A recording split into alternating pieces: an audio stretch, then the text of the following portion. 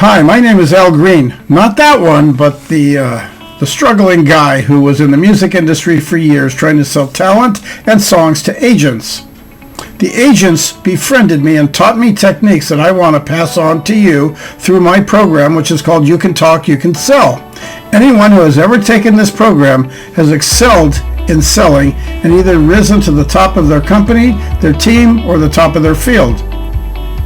It's called You Can Talk, You Can Sell, and you can get it right here.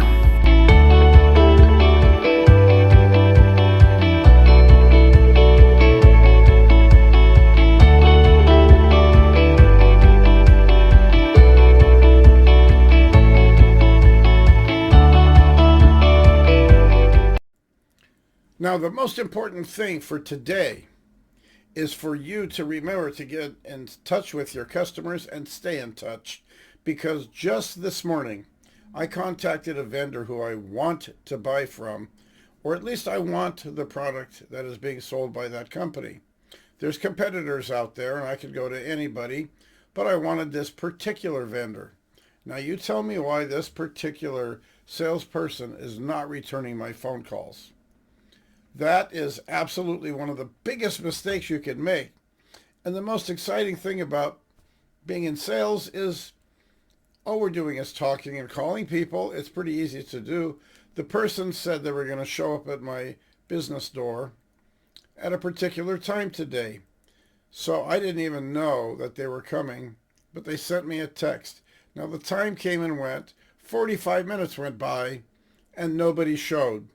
Okay, now why am I bringing that to you? Because one of the most exciting things that you can remember to make money is the simple act of staying in touch and being in front of your customer often enough to where they can't forget who you are or what your company is selling. You have an opportunity to do so much better for yourself by making money and doing it by increasing sales. Now remember, this job actually is an easy inflation fighter because as everything goes up. I mean, I saw last night at the supermarket, not just the gas stations, but I see prices are up just about everywhere on almost everything. And so what did I find? I found that one of the best ways to deal with it is to make more sales, which means I'm going to make more money. What's the difference that I have to make? Believe it or not, to handle inflation, it's not that much more, and it shouldn't be that much for you. But it is something that you can do. And you have the best job for fighting inflation because you don't get paid on a limited basis if you're in commission sales, which are the people that I'm speaking to. Those people who have the potential to earn a higher paycheck because of the fact that they might be getting a salary, they might be getting a commission on top, or they might have an expense account or whatever. But the bottom line is what you want to remember is that you have the capability of making as much as you want to. Now, if you're like me, if you don't feel that you had a great enough opportunity, you could always change companies and go to a different opportunity. Something I did a few times just for the experimentation of it. But because I was in sales, I did learn that, yes, I can translate what sells for one company to another company by adjusting the sales pitch and the presentation to the new company. And that's something you can do too.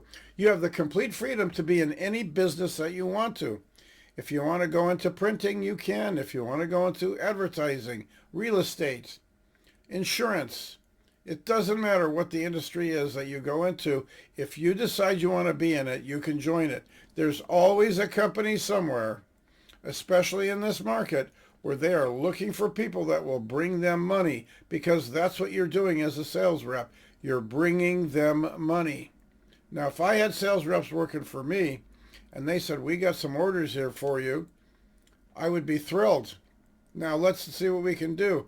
Now, we don't go out and party every time because, after all, they're supposed to be doing their job. And I was supposed to be doing my job, which is delivering the product. But one of the things that irks me as a former salesperson and now a sales coach is when I go to buy something and I have a person that doesn't treat me like they're interested in my business. That happens a lot more. In fact, you probably have all experienced it. You go out somewhere, and it doesn't matter if it's buying from a retailer or buying a car, and you have somebody who acts like this is what we got, and they expect you to make all the moves, and they don't lead you. And then you have the people that are a little too aggressive when they lead you. They lead you to the point of, let's go sign the papers right now, and you haven't even seen the presentation or decided. And honest to God, there are people like that. And you know what? If you want to know the truth, they're missing some famous clues of sales in their mind. They're not realizing what their potential is. So tell me why. I call a company, I tell them, I want your service, it's going to bring them thousands of dollars, and I don't get a call back from the sales rep. I have a good mind to call the sales manager and say, excuse me, don't you guys return phone calls?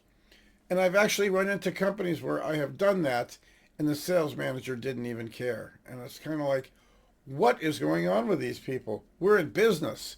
You are lucky enough to be in business. You are lucky enough to be able to talk for a living and make as much money as you need to. And we can all do it. I mean, wouldn't that be the most exciting thing? Wouldn't that be something that most people would envy? Because most people do envy it, especially if you're doing well. For example, I live in an area where I'm surrounded by golf courses. Well, most golf courses, people are doing business on the golf course. They go out and play golf together. But at the same time, do they ever consider how much the green fees are? Some of these places are really, really expensive. Now, to a person who doesn't play golf, it sounds like a lot of money. There's one in the area where to join the club, it's a $15,000 yearly fee. Now, I don't know about you, but that's not something that's that important to me. That's more like I could pay for my office for that. But the fact is that this is what people do all the time because they love the game, and it's a great place to be social.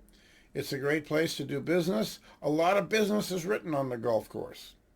When I was talking the other day, and I was talking about all of the types of things that you run into where you have competition and you need coaches. There's a lot of golf coaches at every golf course. But let's say that's not your thing. Let's say sports is not your thing. Maybe debate. People who debate have coaches. People who play chess have coaches. People who do painting, for example, house painting or even car painting.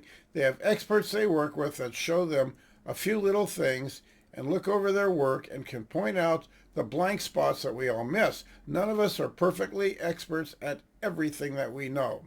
We do know a lot of things. Years ago, I studied photography, but I was a complete novice. And I met with a photographer who was a complete professional that showed me a couple of little tricks. And it's like, where was this person when I needed them? When I really wanted to make some quality photographs? So because besides becoming a snap shooter, I found out that I could get a coach that would give me the equivalence of lessons or one-on-one coaching so I could be a better photographer. Now, at the same time, there's a lot of other things that you can do, whether it's playing music. If you're playing music, you can have a teacher. I actually did some work for a major musician some years ago who was in his 50s. And I was invited to a dinner. And when I went to this dinner, I happened to sit next to this older man. And I basically, introduced myself and asked him his name. And he told me. And I said, and by what occasion do you know the person that was being honored, the musician? He said, I'm his piano teacher. I said, that's great that you guys have been in touch for all these years. And he said, no, I'm his current piano teacher. I said, now this guy's in his 50s. What are you saying? He's still taking lessons? And it blew me away because the answer was yes, he's still taking lessons. So after the dinner, I approached him and I said, I didn't know you're still taking piano lessons. You're an accomplished pianist. You've written movie scores. You've composed a lot of songs. And you've made a hit out of a lot of your songs. And you still take piano lessons? And he goes, yes. You can never stop learning. And a piano teacher is always looking for the spots where you might be missing. And you might not see them yourself. So don't get overconfident in anything you do. There's always somebody that can see the holes in your work. And believe me, nothing is perfect. Great painters had other painters critiquing their work. And he explained to me all of the different professions of people that need coaching. And he said, you underestimate exactly what it is that I do because you don't realize that I have holes in my work that I can't see. And my friend here, professor, whatever his name was, is picking up those extra holes. So remember, you're going to want to take my system called the Six-Figure Selling System. It's a workshop so that you can learn about coaching for you and find out where are your weaknesses, how can you climb to the top of the ladder and be the one that everybody else envies without having to go crazy and stay struggling where you might be at right now. I struggled for years and I had people teaching me, and now I want to teach you. So it's called the Six-Figure Selling System, and if you'll stand by, you'll see a link and you'll be able to go there and register. I look forward to seeing you then.